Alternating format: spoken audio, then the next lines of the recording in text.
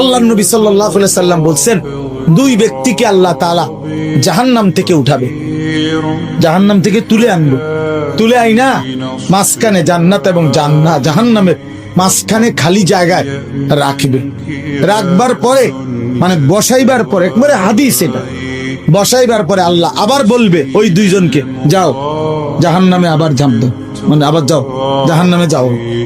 তো একজন এক দৌড়ে জাহান্নামের দিকে যাই, এই জাহান্নামে ঝাঁপ দিবে, আর আরেকজন আস্তে আস্তে হাইটা হাইটা দুই কদম হাঁটে আর পিছন দিকে আবার তাকা, আবার দুই কদম হাঁটে পিছন দিকে তাকা, এভাবে একটু একটু করে হাইটা হাইটা জাহান্নামে গিয়া পড়বে। তো আল্লাহ তাআলা আবার দুইজনকে উঠাবে, এই দুইজনকে উঠাইয়া প্রথম জনরে বলবে, তুমি এরকম দৌড় দিয়া জাহান্নামে পড়ে গেলা কেন?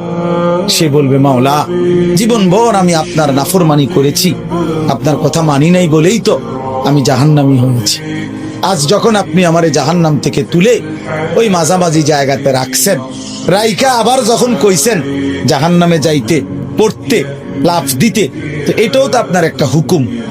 চিন্তা করছি জীবনে কোনো হুকুম না মাই নেই তো জাহান্নামী হইলাম, তা আজকে একটা হুকুম মানিয়া, এই জন্য আপনার হুকুম মানার জন্য জাহান্নামে গিয়ে লাফ দিলাম। আল্লাহ বলেন, আমিও তোকে মাফ করে দিই, জান্নাতে।